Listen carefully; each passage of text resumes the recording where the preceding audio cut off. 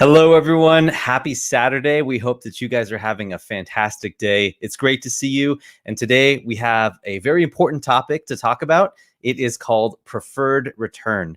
What does that actually mean, right? As investors, we're looking to get a return on our investment capital. And so we're trying to figure out all these terms.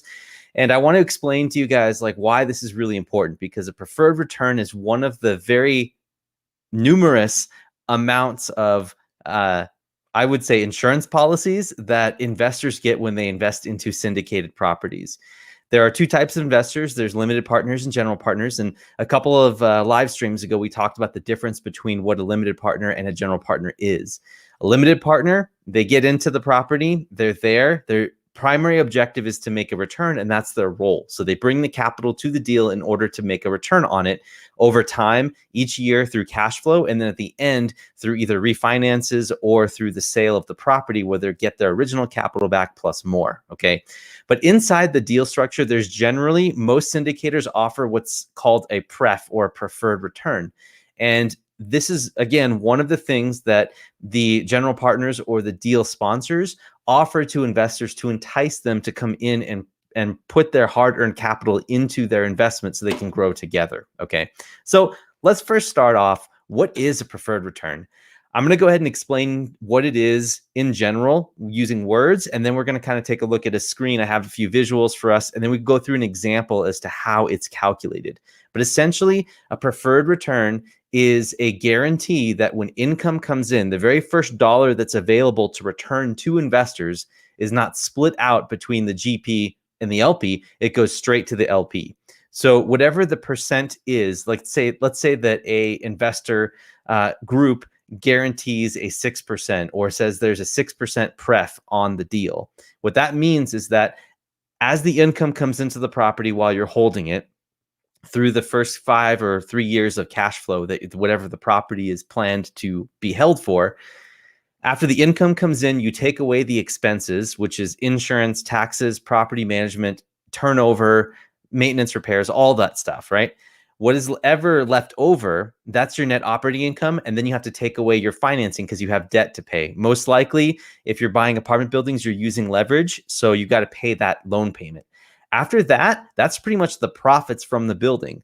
So by putting a pref in place, it basically tells the limited partner investors that that income that comes in is not split right away between the LPs and GPs. There's a hurdle that the return that every investor put in on their money, it needs to be met before the GPs take any of their own money or their share of the profits on the equity, okay? So let me give you guys a little bit of a visual, and then we can go into an example onto how that's done. So first, I'm going to go ahead and share my screen here. So I'm going to enable this. So you guys should see on the screen a little stepwise type of diagram here. So as I explained before, there's return of capital at the deal level, which means that money comes in from the apartment building from rents, and then you take away your expenses and then your financing payments. And basically, all of those get paid to the limited partner up to that percent based on the amount of money that the investors brought in. So let's say that for a $10 million deal, there's $3 million that went in capital. And for that $3 million, we're looking for a 10% pref or a 6% pref. So you need to make 6% of that $3 million to return back to the investors, to each individually. Like, it's all split up among a bunch of different investors, but essentially for the individual investor, it's a 6% on the amount of money that they put in, okay? So if the pref is set at 6, then all of the cash on cash returns leading up to that 6% on the money that they put in the first year, that goes straight to them, okay? And that goes straight to you as the investor. If the property ends up performing at 9%, then what that means is you just kind of follow the stepwise down here. 100% of it goes straight to the limited partners, right? Up to the 6%.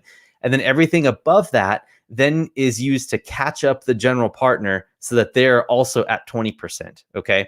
And then everything else after that catch up goes to the split that was originally agreed upon when you signed the documentation. There's 80-20 split between the LPs and GPs, okay? And then the profits or cash flows get split up among that particular proportion, okay? So hopefully that makes some sense. Maybe, it takes a little bit of time to think through, but you can feel free to listen to this video again and watch it go through.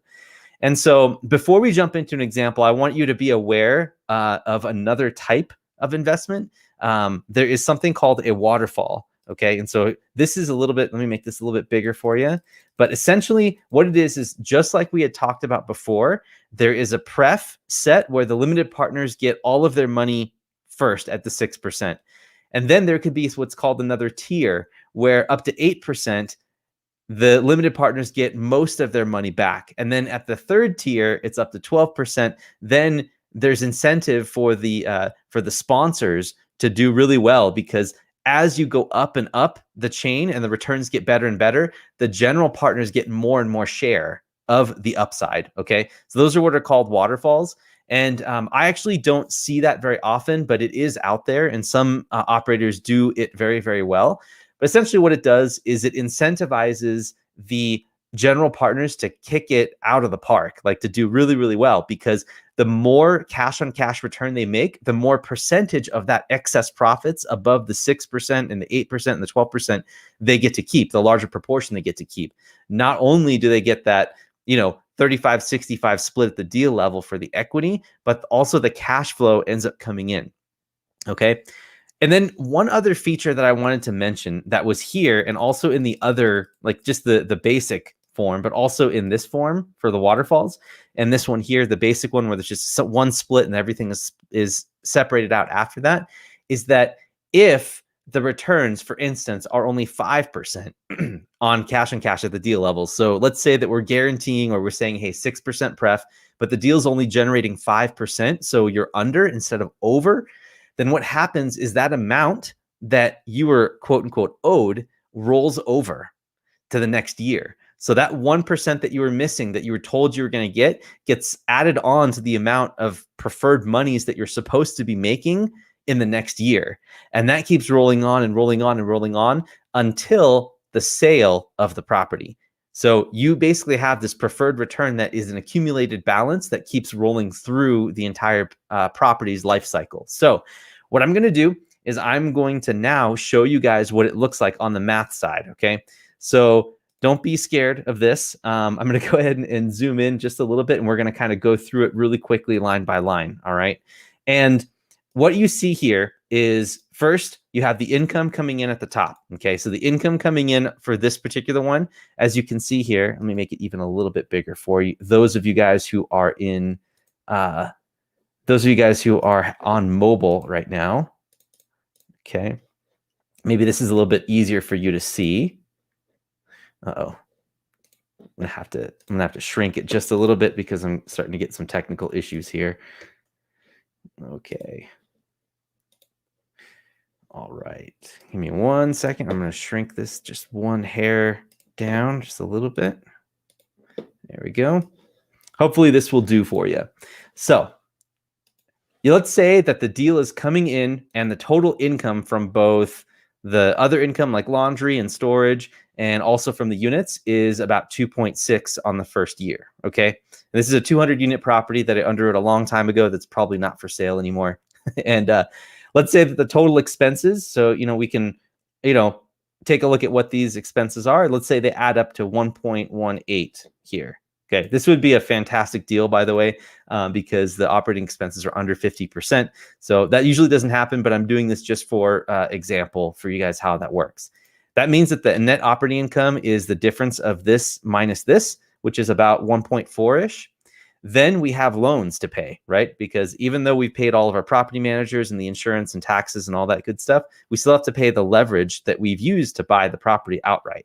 So let's say that the loan payment is about $905,000. Well, that means that there is $486K left to distribute to the investors. And if we have guaranteed a 6% pref or preferred return to the investors, that means that of all of the money that was raised in the property itself, okay, which is, I think it was around 10 million or something like that, you have to return 6% on that total money raised, okay? So actually here it is right here, you have $8.5 million that was raised in order to close this deal. 6% of that is 509,000. And then that means that for every investor that puts in a portion of that 8.5 million, then you get that 6% split coming out. Okay. So if 509 is due, but only 468 came in, that means that there's a deficiency that the investors were not paid out, because they will only be able to get paid out whatever income comes into the property, right? So that means that there's a balance of $41,700 that needs to be carried over into the next year so that the investors can make their return on that money. So what ends up happening is this cell here, this money gets rolled over here. So you can see that this number, right? This number 551 is the sum of the 6% pref, which is the same. It's the same amount of money owed at the capital account balance. It's still 8.5 million, right? So that means that there's the 509 plus the $42,000 makes 551. And luckily for us, at the end of year 2, right, things have gone a little bit better because we've been able to raise rents and the other income has come in. So that means that our net operating income is higher. Our debt is more or less the same. And so our cash flow for distribution is a little bit higher. We're at 560 this time. So that is just enough to cover not only the pref for the current year, but also the rollover from the previous year. And what ends up happening is that all of that money gets paid out to catch up, and then there's no more deficiency. And so now we have a little bit of an excess cash flow, right? And then that excess cash flow gets split among the members and the managers, the 80-20%, okay? So whatever's after that gets split. And from here on out, as things improve, as the numbers go on, then it's just straight. You're automatically meeting the 6% every single year. And then everything after that end up split between the members and the manager, okay? So hopefully this makes sense to you guys.